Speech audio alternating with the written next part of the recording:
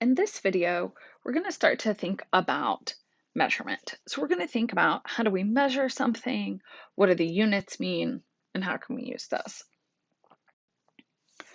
So scientific units, these are the letters after a number that gives insight into the meaning of the numbers. So for example, if I tell you that we have 17 of something, we don't know if that's minutes, years, grams, milliliters, femtoseconds. We just don't know. So what we're really looking for is something that goes here that tells us what we have. So if I tell you 17 minutes, we know time has elapsed. This is involved with time. So the units tell us a lot about how these different things work. And so some of the different values have specific units. For example, length is found in meters, which is a small m, which is different than time, or the time of MIN. So this is how long something is.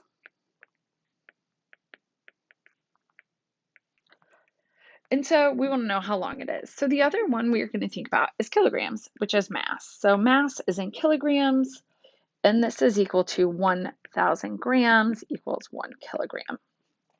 And so this is how heavy is it?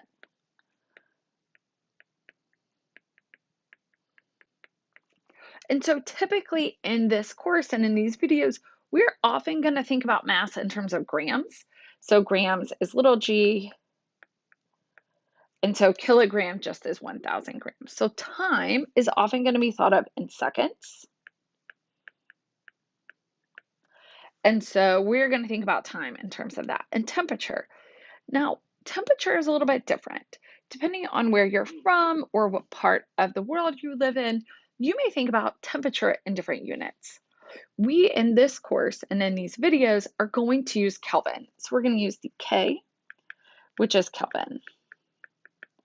And so this is the scientific measurement. We can also have Celsius or Fahrenheit.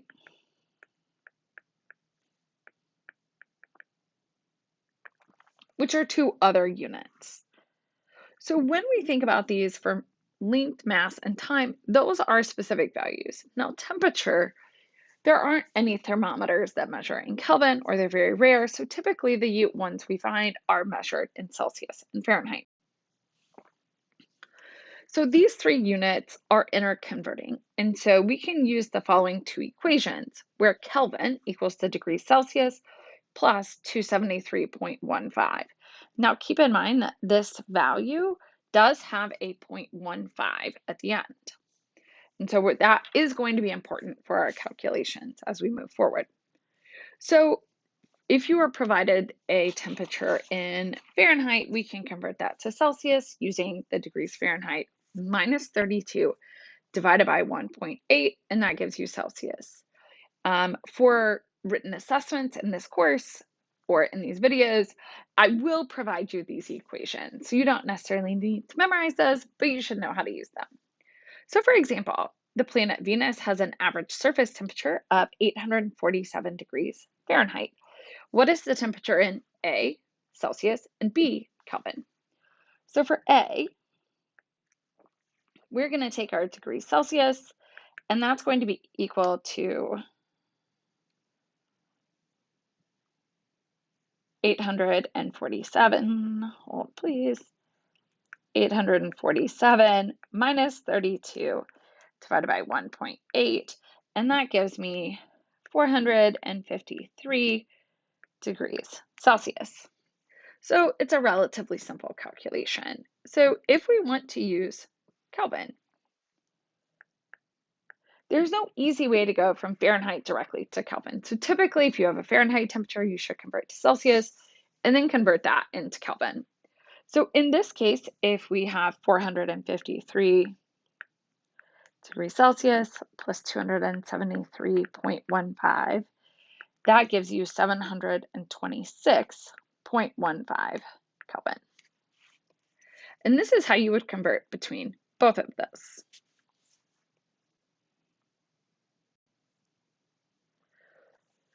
So the other thing we want to start to think about is how can we use scientific numbers? So we can use scientific notation, and we're going to come across this a lot this semester. So scientific notation is an easier way to track very small or very large numbers. For example, if we have this value here that I'm going to highlight in red, the question is, that's a really long number. We can convert that in scientific notation to 1.2 times 10 to the 8th. So this times 10 to the 8th is an exponent. And so this just means that it is 1.2 times 1 followed by 8 zeros. You should get very comfortable calculating this in your calculator that you're going to use this semester. So in addition to the use of scientific notation, we can also use these Greek prefixes that you see over here on the right side of the screen. So for written assessments, you are going to need to know from -9 to giga. So all of these values. If I were to ask you about something outside of this blue box, I would give you the conversion. And so these conversions allow you to look at different things and say, okay, this 1.2 times 10 to the 8th, what is a different unit for that? So we can take our 1.2 times 10 to the 8th, and we can convert that to megameters or gigameters. So the way that I'm going to do this in these videos and all of the others is as follows.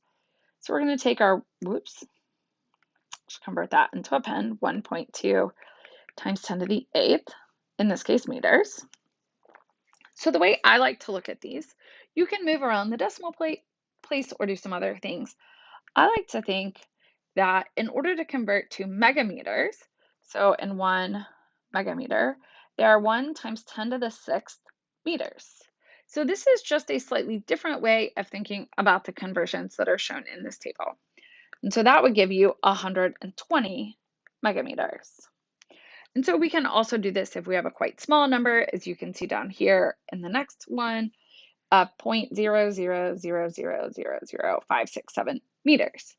So to convert that to nanometers, so we're going to take our 0.567 meters, and then we want to convert that to nanometers. And so in this case, in 1 meter, there are 1 times 10 to the 9th nanometers, and that gives you 567 nanometers. Now, for these calculations, there are actually a couple of different ways you can think about this.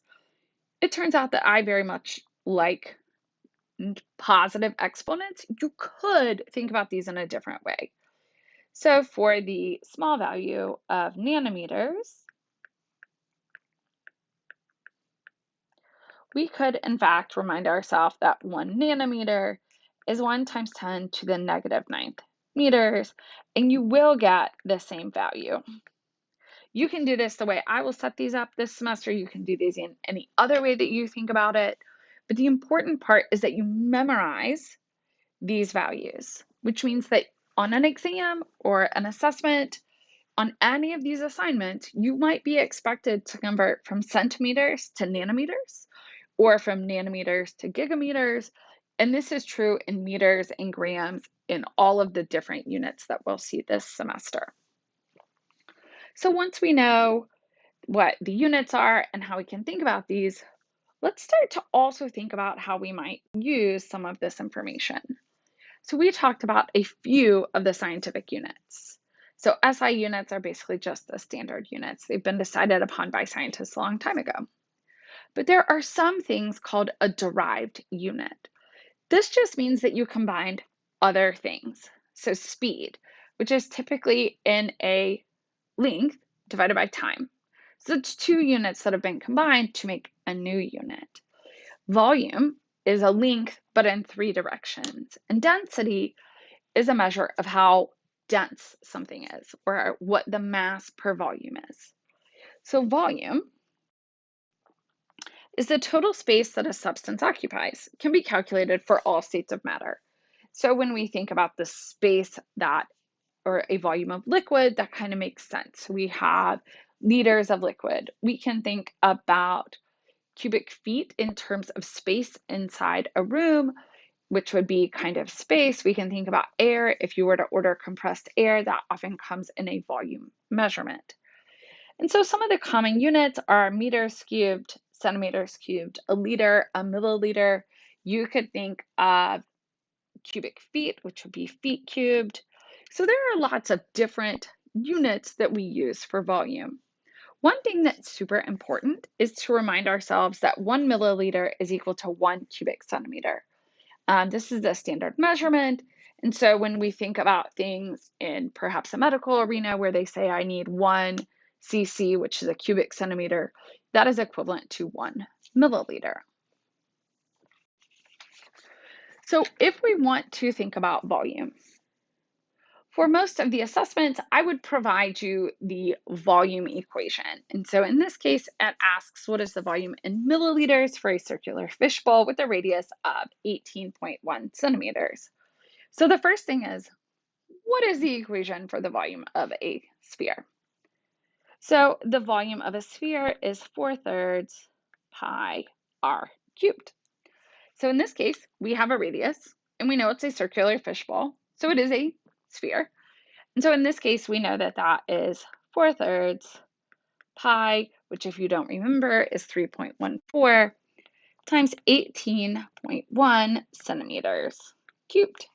When you plug all this into your calculator, you should get a value of 24,838 cubic centimeters. And so this asks for it in milliliters. And so for every 1 centimeter cubed, there's 1 milliliter.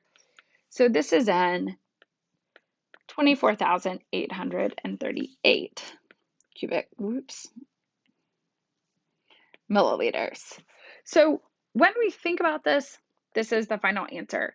If you've looked at other videos or are aware of significant figures based on the calculation, we should have 3, which would give us 24,800 milliliters as our final answer. One of the later videos in this series will talk about significant figures. So let's think about a different shaped fish tank. So our first one was a fish tank that kind of looked like this, and so we'll draw our little fish in here. It's not a very good fish. So we have a fish, but in this next one, we have a rectangular fish tank, which will have little fishies in here. I'm not an artist, but here are a little fish. And so in this case, we have a fish tank with 11.3 centimeters of height, a width of 8.2 centimeters, and a length of 0.149 meters. But it's asked for it in milliliters. And so we're going to convert all of these to the same unit. And so we're going to start by taking our 0.149 meters. We're going to convert that to centimeters. So in 1 meter, there are 100 centimeters. So that gives us 14.9 meters. So now we're going to plug this into our calculator. We're going to take our 11.3 centimeters multiplied by 8.2 centimeters multiplied by 14.9 centimeters, and that's going to give you 1,380 cubic centimeters.